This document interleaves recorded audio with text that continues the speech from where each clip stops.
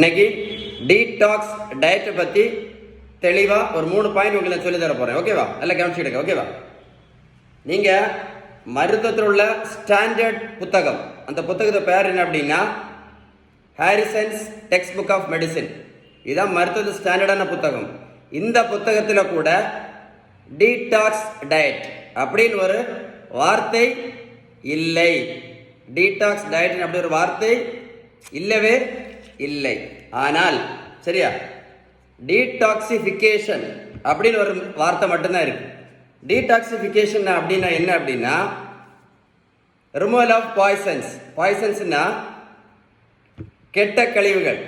Poisson's அப்படின்னா உதாரணத்துக்கு alcohol poisoning, மது poisoning. இந்த சில பிள்ளைகள் வந்து ஆக்சிடென்ட்ல மாற சாப்பிட்ருவாங்க, டேப்லெட் பாய்சனிங், இல்லைன்னா பாய்சன், விஷம் பாய்சனிங். இந்த மாதிரி இடத்துக்கு மட்டும்தான் என்ன வார்த்தை இருக்கு, என்ன வார்த்தை இருக்கு, டீடாக்சிஃபிகேஷன் அப்படின்னு ஒரு வார்த்தை இருக்கே தவிர டீடாக்ஸ் டயட்னு ஒரு வார்த்தையே எந்த புக்கில் இல்லை.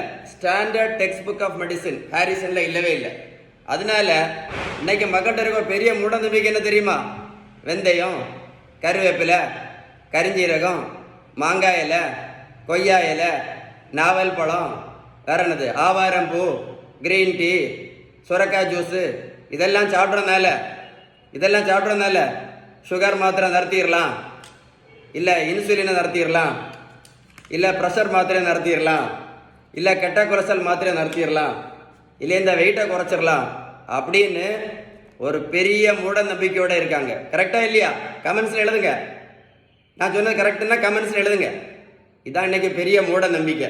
நீங்களே யோசிச்சு பாருங்களேன். இந்த பெரிய வயரை கொஞ்சம் வெந்தயமும் கொஞ்சம் கருவேப்பிலையும் கொஞ்சம் நாவல் பழமும் கொஞ்சம் சாப்பிட்ட இதெல்லாம் கரைஞ்சி போயிருமா? சொல்லுங்களேன். நீங்கள் மருத்துவத்தில் எந்த புத்தகத்தை வேணாலும் படித்து பாருங்கள், ஸ்டாண்டர்ட் டெக்ஸ்ட் புக்கில் படித்து பாருங்கள். சுகர், ப்ரெஷர், கெட்ட கொலஸ்ட்ரால், இதெல்லாம் சொன்னேன். சுகர், ப்ரெஷர், கெட்ட கொலஸ்ட்ரால், இதுக்கு மூணுக்குமே அவங்க சொல்லக்கூடிய first treatment and the best treatment is balanced diet மட்டும்தான். அப்புறம் உடல் உழைப்பு, ரெண்டாவது என்ன சொன்னேன், உடல் உழைப்பு. மூணாவது நல்ல தூக்கம். கடைசி தான் மாத்திரையும், அதுக்கப்புறம் கடைசி தான் இன்சுலினும். அவ்வளவு பவர்ஃபுல் எது? Balanced diet.